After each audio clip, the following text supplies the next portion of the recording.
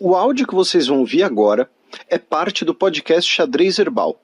Caso vocês queiram ouvir mais sobre esse assunto e outros temas de política internacional, é só ir em xadrezverbal.com. Agora vocês ficam com a primeira coluna aberta, na qual o Felipe mostrará o movimento das peças no sempre complicado tabuleiro do Oriente Médio. Bem, pessoal, a gente vai fazer um breve giro pelo Oriente Médio, né? Lembrando que esse programa ele está sendo gravado depois de uma semana que não teve podcast, né? Então, isso, né, nós sempre fazemos aquele aviso de que nessas semanas tem um excesso de material, aconteceu bastante coisa, né? São 2 semanas, então se alguma coisa eventualmente ficou de fora, né, não estava no nosso radar, enfim, alguma coisa do tipo, pedimos desculpas, né? Então, né? Enfim, às vezes a gente acaba esquecendo de colocar alguma coisa no roteiro, alguma coisa do tipo. E vamos começar com a notícia, né, do último dia 18, uma quinta-feira, quando os Estados Unidos barraram, né, o reconhecimento da Palestina como membro pleno da ONU. Né? Tivemos o voto no Conselho de Segurança, uma moção movida pela Argélia, com apoio de diversos países, incluindo França, Brasil, Espanha e Irlanda. E tivemos 12 votos a favor, a abstenção da Suíça e do Reino Unido e o voto contrário dos Estados Unidos, o que significa um veto. Né? O Reino Unido, obviamente, se absteve porque sabia que os Estados Unidos iam votar. Né? O Reino Unido, a presença do Reino Unido no Conselho de Segurança da ONU é cada vez mais anacrônica. Né? E o Reino Unido hoje é basicamente uma linha auxiliar dos Estados Unidos no que concerne as relações internacionais globais atuais. Né? O vice-embaixador dos Estados Unidos na ONU, Robert Wood, fez um discurso absolutamente bizarro, dizendo basicamente que os Estados Unidos apoiam muito o Estado da Palestina, querem muito um Estado da Palestina, querem muito uma solução de 2 estados, querem muito uma Palestina, mas eles estavam lutando contra mesmo assim. Né? Falando um pouco mais sério, justificativo de que isso só deve ocorrer por negociação direta entre as partes. Né? Coincidentemente, esse, por exemplo, é o discurso, esse é o mesmo argumento da Sérvia em relação ao Kosovo. Né? Países como Espanha, Rússia, Brasil dizem só vamos reconhecer o Kosovo depois que Sérvia e Kosovo negociarem. Os Estados Unidos, entretanto, né, foi um dos principais apoiadores da declaração de independência unilateral do Kosovo em 2008. Né? Mas agora é necessário ter negociação entre 2 partes. Curiosamente, lembrando, né, que a resolução da ONU que partilhou o mandato britânico da Palestina previa o estabelecimento de um Estado árabe na Palestina. Né? Então, assim, tem um precedente dentro do próprio sistema da ONU. Né? Então, foi um veto esperado, mas ainda assim vergonhoso. Né? O Mahmoud Abbas disse que o veto dos Estados Unidos foi injusto, antiético e sem justificativa, e o governo de Israel disse que era uma proposta terrorista que não deveria ser recompensada. Né? Ainda em relação ao reconhecimento da Palestina, nessa semana o governo da Jamaica disse que reconhece plenamente o Estado da Palestina e estabeleceu relações. Agora são 140 Estados-membros da ONU que têm relações com a Palestina. Lembrando, a Palestina é um Estado observador não membro da ONU. Por quê? Porque esse status foi aprovado pela Assembleia Geral, não pelo Conselho de Segurança. Né? Ainda em relação à ONU, uma investigação francesa liderada pela Catherine Colonna, né, ex-ministra de Relações Exteriores da França, afirmou que Israel não apresentou nenhuma prova de ligação de funcionários da Agência da ONU para Refugiados Palestinos com suas supostas ligações com organizações terroristas como o braço armado do Hamas. Tá? Então, menciono aqui a fonte, tá, dessa conclusão sobre essa falta de evidências. Ainda em relação à mesma agência da ONU, a Alemanha anunciou essa semana que vai retomar o financiamento da agência que havia sido paralisado depois das acusações israelenses de que essa agência ou diversos integrantes dela teriam cooperado com o Hamas, né? E repetimos todos os comentários feitos na ocasião da acusação. Tá? Também em relação à ONU, Estados Unidos, Reino Unido e França se opuseram na pauta a uma declaração do Conselho de Segurança da ONU condenando o ataque israelense ao anexo consular da Embaixada Iraniana em Damasco, capital da Síria. Tá? O governo iraniano disse que se o Conselho de Segurança da ONU tivesse condenado o repreensível ato de agressão do regime sionista na nossa representação diplomática em Damasco e posteriormente tivesse trazido seus perpetradores à justiça, a necessidade do Irã de punir esse regime pária talvez tivesse sido dispensada. Ou seja, esse foi o discurso iraniano de justificar a troca de ataques que tivemos, né, nas duas últimas semanas entre Irã e Israel. E esses episódios foram, né, ótimos exemplos do que eu sempre critico aqui e que infelizmente faz muito sucesso, porque sensacionalismo vende, alarmismo vende, né? Que são aqueles, né, órfãos de Francisco Ferdinando, né? O pessoal que fica batendo tambor de uma guerra em larga escala a qualquer hora, né? Que fica batendo tambor de uma terceira guerra mundial a qualquer hora.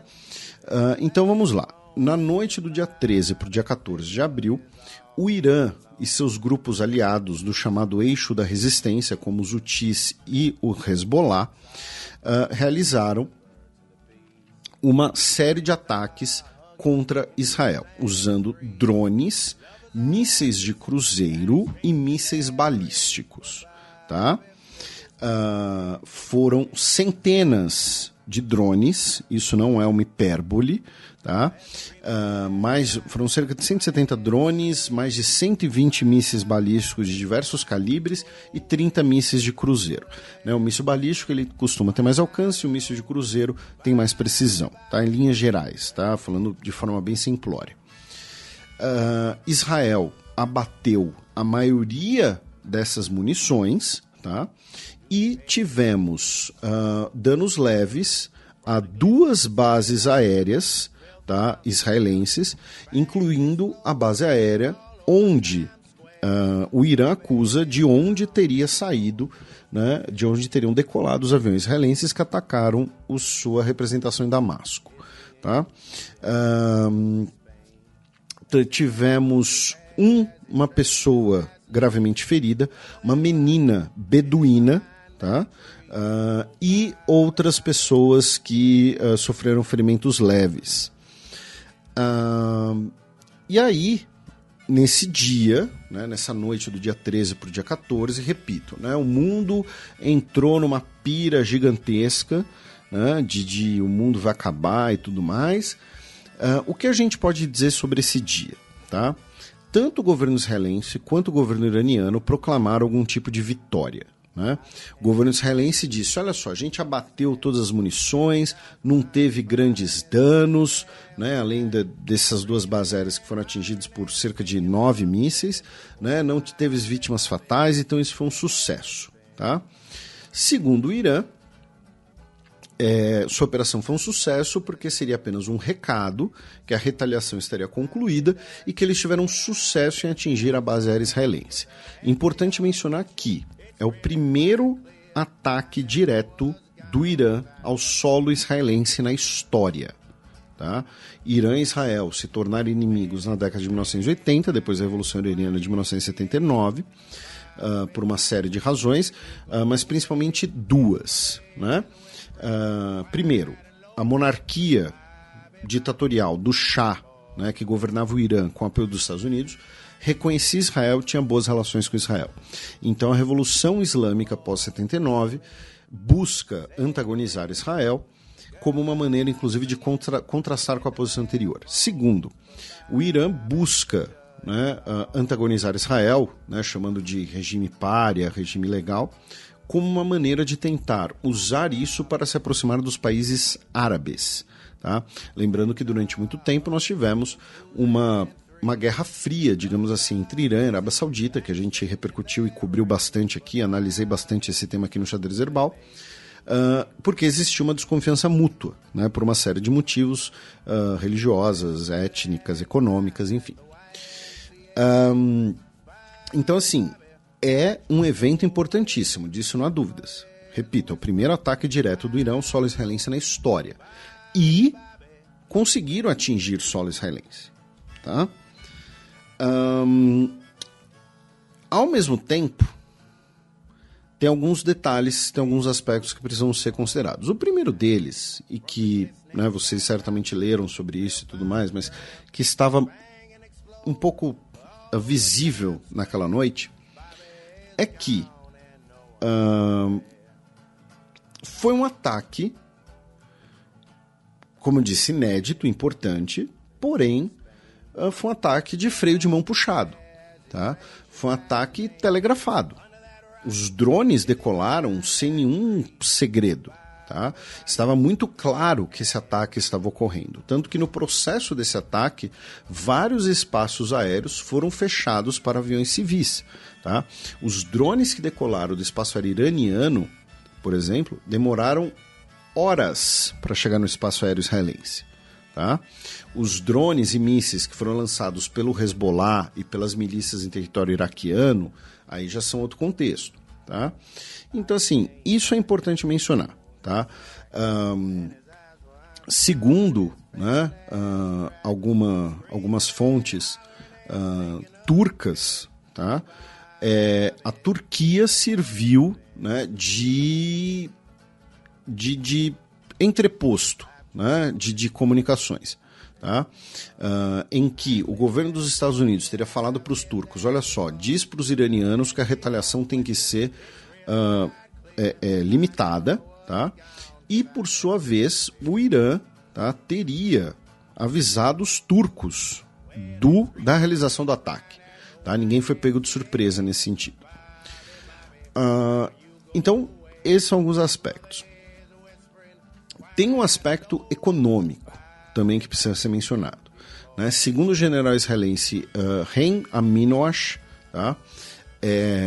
Israel usou cerca de $1 bilhão em recursos para interceptar o ataque. Tá? Utilizou baterias de mísseis, caças, navios de sua marinha. E, segundo o Middle East Eye, tá? Um site especializado na região, o ataque iraniano custou cerca de $70 milhões, ou seja, uma fração do que Israel gastou. Tá? O segundo ponto de destacar, numa perspectiva, né, do que o Irã pode ter visto de positivo, é que conseguiram coordenar, né, esse ataque do chamado eixo da resistência, realizando o primeiro ataque contra solo israelense, um ataque aéreo contra solo israelense, desde o Iraque do Saddam Hussein, gente, em 1991. Tá? Temos um aspecto, né, de guerra psicológica muito importante, né? O governo iraniano, né, ao exibir seus músculos, digamos assim, causou apreensão na sociedade israelense, forçou, né, que medidas de segurança tenham sido tomadas. Por outro lado, tem uma coisa que é importantíssima mencionar do lado israelense, que é Estados Unidos, Reino Unido, França, Jordânia participaram ativamente da derrubada de drones e dos mísseis iranianos. E além desses, Arábia Saudita, Emirados Árabes Unidos e Omã ou forneceram inteligência dos ataques ou permitiram que aviões dos Estados Unidos utilizassem seu espaço aéreo. Tá? Então, assim, a maior parte dos drones foram abatidos nos céus do Iraque e da Jordânia. Eles sequer chegaram até Israel. Tá? Então, assim, a participação jordaniana e saudita nesse episódio é importantíssima, porque eles deixaram claro que tem suas críticas a Israel. No caso da Arábia Saudita, sequer tem relações. Criticam, né, as atividades dos colonos israelenses na Cisjordânia, em Jerusalém. Criticam as ações israelenses em Gaza. Porém, isso não significa que eles vão ficar do lado do Irã ou que eles vão assistir passivamente um ataque contra o solo israelense que pode levar a uma escalada regional do conflito. Tá? E quando eu digo do conflito, eu digo entre Irã e Israel, né? Esse conflito por procuração. Tá? Então, assim, isso é algo importantíssimo. Então, quando, né, você tem os dois países reivindicando vitória, né, cada um vai ter os seus motivos para isso. Tá? O ministro de Relações Exteriores do Irã, ele disse que abro aspas, cerca de 72 horas antes da operação, informamos aos nossos vizinhos e aos países da região que a resposta da República Islâmica do Irã na forma de defesa legítima é definitiva e inegável. Tá? Então, assim, novamente, o Irã telegrafou o ataque e utilizou, né, um discurso baseado no capítulo 51 da Carta da ONU para dizer que teria um respaldo jurídico nesse ataque. Né? Logo depois, o Irã disse que a resposta estava encerrada, né, e para evitar ali uma escalada de tensões. Isso não significa, é claro, né, que Israel não retaliou, como vocês sabem, no dia 19 de abril, né? Segundo os Estados Unidos, né, uma estação de radar iraniana na região de Isfahan, que é uma região importantíssima, que é onde fica o principal complexo nuclear iraniano, né? Segundo, né, repito, os Estados Unidos, essa bateria antiaérea teria sido atingida, mas não teria novamente tido grandes danos nem nada, e a Agência Internacional de Energia Atômica afirmou que as instalações nucleares estavam intactas. Tá? Então, assim, o Irã falou, olha só, Israel, se você atacar meu consulado, minha missão diplomática, eu tenho o poder de atacar o seu território. E Israel retaliou falando, olha só, se você atacar meu território, eu também consigo atacar o seu, inclusive regiões sensíveis. Outro aspecto importante dessa troca de ataques é que ambos conseguiram, muito provavelmente, coletar inteligência da resposta do seu inimigo, do tempo de resposta, né, dos mecanismos disponíveis para a resposta do outro. Né? Então, quanto tempo demorou para interceptar, onde tem uma bateria, onde não tem, onde é mais vulnerável, onde não é, coisas assim. Tá? E aí eu queria aproveitar que eu estou na Armênia e trazer um fato, né, de que já mencionei aqui no programa, né? Nos últimos anos, o Irã se tornou um parceiro importantíssimo da Armênia. Né? O Irã, para boa parte, né, do mundo, dos Estados Unidos, é visto como o país malvado, do eixo do mal, mas aqui na Armênia, o Irã tem se tornado muito importante porque hoje é o principal vizinho da Armênia. Né? A Armênia está numa situação, né, historicamente e presentemente tensa com dois dos seus vizinhos, Azerbaijão e Turquia, que são duas fronteiras fechadas. Né? Tem a Geórgia, que é uma relação que vai e volta, e tem o Irã. E o Azerbaijão, como eu já expliquei aqui também, o Azerbaijão é aliado de Israel. Né? O Azerbaijão recebe muito armamento israelense, o Azerbaijão utilizou muito armamento israelense nas guerras contra a Armênia, nas ofensivas contra a Armênia. Porque Azerbaijão e Israel, por vários motivos, né? Mas Azerbaijão e Israel, principalmente, ambos veem o Irã como uma ameaça. E existe um temor aqui, não um temor, né? Mas assim, se especula que se Irã e Israel expandirem seu conflito, escalarem seu conflito, isso pode levar a uma ofensiva, uma nova ofensiva do Azerbaijão à Armênia.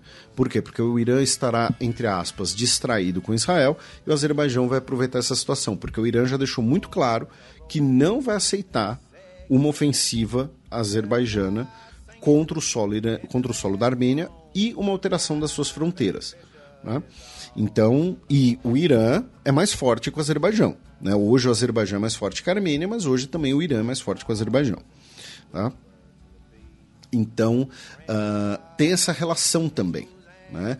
E uma guerra entre Irã e Israel pode acabar ofuscando uma nova agressão contra a Armênia. É importante mencionar isso também.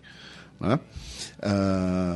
E existe até especulação de que esse ataque israelense contra o Irã teria utilizado drones que foram lançados do território do Azerbaijão. Tá? Mas isso, né, a gente pode abordar com mais detalhes no futuro próximo.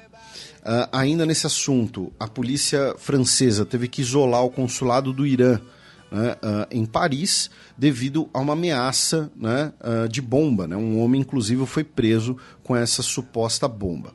Outra notícia ligada ao Irã é que, nessa semana, o país recebeu uma delegação de alto nível da Coreia do Norte. Tá? E aí nós temos uma indústria bélica, né, uma relação de indústria bélica, né, entre Irã, Coreia do Norte e a Rússia. Tá? Nós temos uma relação entre Rússia e Irã, como nossos ouvintes sabem, né, a fabricação de drones especialmente. Nós temos uma relação entre Rússia e Coreia do Norte, especialmente com o uso de munições de artilharia e foguetes norte-coreanos pela Rússia na Ucrânia. E aí agora você fecha o triângulo, né? Uma cooperação entre Coreia do Norte e Irã diretamente. Lembrando que se o Irã quer fazer uma bomba nuclear e quer miniaturizar, né, uma arma nuclear, a Coreia do Norte já fez isso. Né? Então esse, né, é o ponto principal. Saindo um pouco do Irã, desses aspectos regionais, né, desses ataques, nós vamos para a Cisjordânia, já que essa semana foi, infelizmente, uma semana, né, de violência na Cisjordânia. No dia 12 de abril, um menino judeu de 14 anos foi morto, tá, por um ataque terrorista, tá, muito provavelmente por palestinos. E, por conta disso, colonos ortodoxos judeus atacaram regiões palestinas, deixando pelo menos 4 palestinos mortos. Várias outras pessoas ficaram feridas, propriedades foram saqueadas, né? Então tivemos mais uma onda de violência na Cisjordânia, especialmente envolvendo as regiões ocupadas por colonos, especialmente colonos ortodoxos na Cisjordânia, né, que são incentivados ali pelo Itamar Ben-Gvir. Nesse sentido, inclusive, o governo dos Estados Unidos anunciou que está pronto para impor sanções contra um batalhão das forças israelenses, no caso o batalhão Tzai Yehudá, que é relativamente conhecido porque é o batalhão de ultra-ortodoxos, né, que se voluntariam para servir. Né, e é um batalhão conhecido por violência contra palestinos na Cisjordânia, tá? A guarnição deles é na Cisjordânia, por né, terem uma base ideologicamente fanática, né, adotam canções racistas, supremacistas, enfim. E, inclusive, você tem críticas a esse batalhão dentro de Israel. Né? Lideranças de esquerda israelenses já disseram que esse batalhão deveria ser extinto. Tá? E o governo israelense, do Netanyahu, que já falamos aqui, né, já explicamos várias vezes, tem que vender sua alma para os ultra-ortodoxos para manter-se no governo, para evitar os julgamentos por corrupção, disse que vai lutar de todas as maneiras contra essas sanções. Tá? Aproveitando que falamos de Israel e Estados Unidos, vamos para os Estados Unidos, onde começou, né, a partir da Universidade de Colômbia, uma série de protestos em campi universitários contra a política externa dos Estados Unidos em relação a Israel, pedindo por um cessar-fogo, pedindo por reconhecimento da Palestina, se opondo, né, ao que eles classificam como um genocídio em Gaza, e tivemos episódios de também antissemitismo. Não tivemos apenas episódios de antissemitismo, tá? E aí entra algo que a gente já abordou aqui também, infelizmente, já que já são meses falando desse assunto em todos os programas, tirando o último. Né? O antissemitismo e o holocausto muitas vezes são instrumentalizados pelo governo Netanyahu para deslegitimar e para evitar críticas justas ao seu governo. Tá? As autoridades policiais dos Estados Unidos reagiram contra esses protestos, né? Reprimiram esses protestos. Tivemos mais de 500 pessoas presas já, inclusive professores universitários. Teve uma imagem, né, que acho que muitos de vocês devem ter visto, né, que você vê ali uma senhora sendo algemada, e aí alguém está filmando, chega bem perto, ela fala assim, fala pro pessoal do departamento de filosofia que não vai ter aula hoje, porque ela é a diretora do departamento, sabe? Então tivemos diversos protestos e esses protestos estão agora se espalhando pelo mundo, né? Se espalharam por outras universidades dos Estados Unidos, já que os Estados Unidos, né, o governo dos Estados Unidos é o principal aliado, o principal apoiador e financiador de Israel, porém se espalharam pela Itália, Sydney e hoje em Paris também. Tá? E claro, isso aqui é uma versão bastante resumida, né, desses episódios, desses protestos nessas universidades. Tá? E curiosamente, né, o presidente de Israel, o Isaac Herzog, disse que as ações atrozes antissemitas na Universidade de Colômbia são muito perturbantes. Para citar o ativista dos direitos humanos, o professor rabino Abraham Joshua Heschel, que marchou junto com o reverendo Martin Luther King Jr., precisamos de um passo adiante.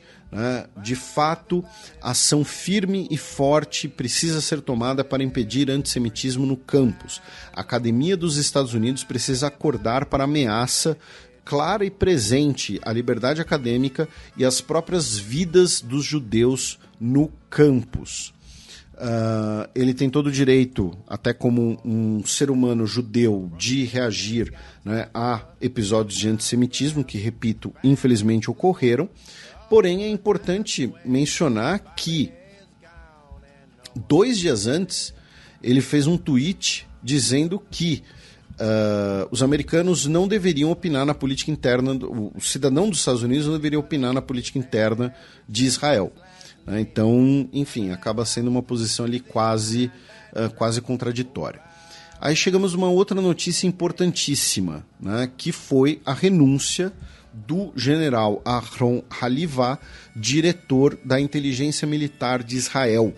Tá? Ele disse que renunciava porque o seu comando não cumpriu a tarefa que nos foi confiada ao não ter impedido o ataque do Hamas no dia 7 de outubro de 2023. Né? Isso foi tema de uma coluna minha. Acho que, né, não há muita necessidade agora, né, considerando de abordar muito, né, a carreira dele, enfim, os detalhes. Né? Porém, é importante mencionar que é o seguinte: o general ele pode estar renunciando por uma consciência pesada, por motivos pessoais, né, por realmente se sentir assim? Pode. Tá? Mas, ao mesmo tempo, não é apenas ele, não foi apenas ele que falhou. Né? Não foi ele, por exemplo, que ignorou o alerta egípcio do dia 4 de outubro. Não foi ele que classificou os planos do Hamas, 40 páginas obtidas pela inteligência israelense mais de um ano antes, como pouco críveis. Não foi ele que fingiu que não existiam os alertas das mulheres militares, né, da vigilância da fronteira. Tá? Todos esses erros foram do governo Netanyahu, do gabinete Netanyahu. Né? Israel é uma enorme máquina militar. Né? Como Hannah Arendt previu, virou uma Esparta do século XXI. Né? E as mulheres militares, por exemplo, da vigilância de fronteira, né, falam que elas não foram ouvidas por sexismo. Né? O plano obtido do Hamas foi arquivado porque disseram que era pouco crível. Tá? Então, assim, ele tem parcela de culpa? Tem. Ele pode estar se sentindo muito culpado? Pode. Isso pode fazer parte da sua renúncia? Pode. Mas a renúncia de uma figura como essa, repito, é parte de uma engrenagem maior. E quando a gente pensa nessa renúncia em relação a essa engrenagem, nós temos 2 cenários. Tá? O primeiro deles ele está servindo de bode expiatório. Pressionaram ele, falaram, olha só, a culpa é sua, porque você que era o cara da inteligência, entendeu? Então você que vai renunciar porque a culpa é sua. Tá? E ele esperou até chegar essa trégua extraoficial, né, na véspera da Pessach, e finalmente renunciou. A segunda é para fazer pressão. Aí ele falou, olha só, estou renunciando e outros também precisam renunciar. Que foi, por exemplo, a reação que o Yair Lapid, um dos líderes da oposição, teve, dizendo que a renúncia era digna e que é apropriado que o primeiro-ministro Netanyahu faça o mesmo. Ou seja, o Halivá pode ter pensado, ou então articulado com outras figuras, a ideia de que, olha só, se a gente quer que o Netanyahu renuncie, alguém tem que puxar essa fila, alguém tem que ser a primeira pecinha do dominó ali a cair, né? Então, eu vou renunciar na esperança de criar pressão para que ele renuncie. Não tem outra opção. Tá? Uma renúncia dessas, num momento como essas, não é apenas por uma crise de consciência. Ela acaba tendo impactos, mesmo que não desejados. Então, ou ele vai servir de bode expiatório, tá? O Netanyahu vai falar, olha só, a culpa foi lá do general da inteligência, ele renunciou, vida que segue. Né? Ou ele vai servir para aumentar a pressão do Netanyahu. Não tem outra opção. Tá? Indo para Gaza, propriamente dita, tivemos, né, a revelação de uma vala comum perto do Hospital Nasser, em Khan Yunis, com mais de 300 corpos de palestinos, tá? Com, segundo, né, informações, como, por exemplo, vindo do Alto Comissariado da ONU para os Direitos Humanos, tá? Afirmando que vários dos corpos mostravam sinais de tortura e ou sinais de execução. Tá? Então, temos uma acusação vinda da Organização de Cooperação Islâmica, dizendo que tudo indica que se trata de terrorismo de Estado, ou seja, falando indiretamente que, né, foi Israel. Quando eu digo indiretamente, obviamente que se você tem palestinos que foram executados ali, foram executados por Israel. O que eu estou querendo dizer é que a Organização de Cooperação Islâmica não acusou diretamente. Tá? E dizendo que possivelmente é um crime de guerra e um crime contra a humanidade. Tá? Depois, posteriormente, afirmaram que se trata, na verdade, de 3 valas comuns com cerca de 700 corpos. Tá? Então, inicialmente, eram 300, na verdade 283, para ser preciso, de uma vala comum, que se depois, tá, aumentaram, né, descobriram outras valas comuns com no total cerca de 700 corpos. Tá? Não recomendo que vocês procurem imagens sobre esse assunto. Tá? Tem imagens ali fortíssimas, violentíssimas. E o governo israelense nega, né, qualquer responsabilidade sobre isso, inclusive sobre a própria vala comum. Mas vou repetir, quem está analisando isso e quem fez esse comentário foi o Alto Comissariado da ONU para Direitos Humanos, via o seu chefe, o Volker Turk. Tá? Não é o Felipe que está falando, não é o seu Zé da esquina, não é o seu Manuel da quitanda, tá? É o chefe do Alto Comissariado da ONU para Direitos Humanos, tá? Então, importante mencionar isso. Tivemos mais um ataque aéreo israelense em Rafah, que deixou 22 pessoas mortas, incluindo 18 crianças. Nesse contexto, inclusive, tivemos a notícia, né, também trágica, né, de que uma criança nasceu órfã, né, porque ela foi resgatada, salva pelos médicos do ventre da sua mãe morta, né, num ataque aéreo. O seu pai também morreu no ataque aéreo, porém o bebê acabou não resistindo. Né? Então, assim, várias notícias extremamente violentas nessas 2 últimas semanas. E imagens de satélite mostram que o governo israelense estaria iniciando os preparativos para a ofensiva terrestre contra Rafah. E aí chegamos às negociações, né? E vamos repetir o que já falamos aqui. Tirando 2 pessoas, todos os reféns israelenses que foram libertados com vida foram via negociação. Tá? Só 2 foram resgatados pela ação militar, que deixou dezenas de milhares de mortos e Gaza, né, praticamente terraplanada, praticamente completamente destruída. Né? E nas negociações, o que tivemos essa semana, nada de bom. Tá? De um lado, a Embaixada do Catar disse que pode revisar o seu papel nas negociações, depois de acusações feitas por políticos, né, dos Estados Unidos, né, especialmente o deputado Steny Hoyer, tá? Um republicano de Maryland, né, que disse que o Catar serve de voz para terroristas, enfim. Na verdade ele é democrata, peço desculpas, tá? Confundi. Que o Catar serve de voz para terroristas, coisas assim. E o Catar disse, olha só, tanto os Estados Unidos quanto outros atores pedem que o Catar sirva, né, seja o intermediário. Por quê? Porque Israel e o Hamas não conversam diretamente. Então precisa ter um intermediário e o Catar, segundo o comunicado, é o único país que pode fazer isso, é o melhor país para fazer isso, porque a representação estrangeira do Hamas fica no Catar, como a gente sempre menciona, né?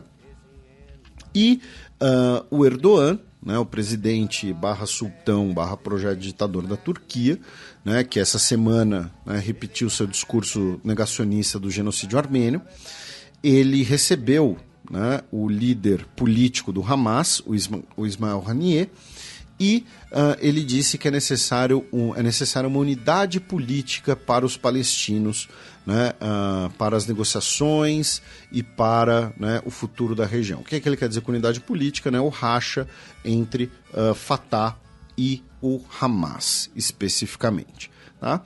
E para a gente fechar, né, o Erdogan visitou o Iraque, né, nessa semana, assinaram diversos acordos de cooperação, diversos acordos de investimento. Foi uma visita de Estado bastante longa, inclusive, bastante aprofundada, e assinaram um memorando, né, para desenvolver as rodovias no Iraque e um projeto rodoviário que ligaria Iraque, Turquia, ao Golfo Pérsico, com Emirados Árabes Unidos e Catar fazendo parte. Né, vocês notaram que falta a Arábia Saudita nisso, porém a ideia seria fazer essa ligação, né, até o Golfo Pérsico, e eu mencionei os Emirados Árabes Unidos. Tivemos, né, esse episódio lamentável com várias pessoas mortas no país devido às chuvas extremas, né? Caiu a chuva inteira de um ano em um dia, né? E aí tivemos Dubai inundando. Vocês devem ter visto as imagens do aeroporto. Possível que alguns dos nossos ouvintes ficaram presos, né, no aeroporto de Dubai nesse período, mas enfim. Então a gente com isso encerra, né, esse nosso giro pelo Oriente Médio.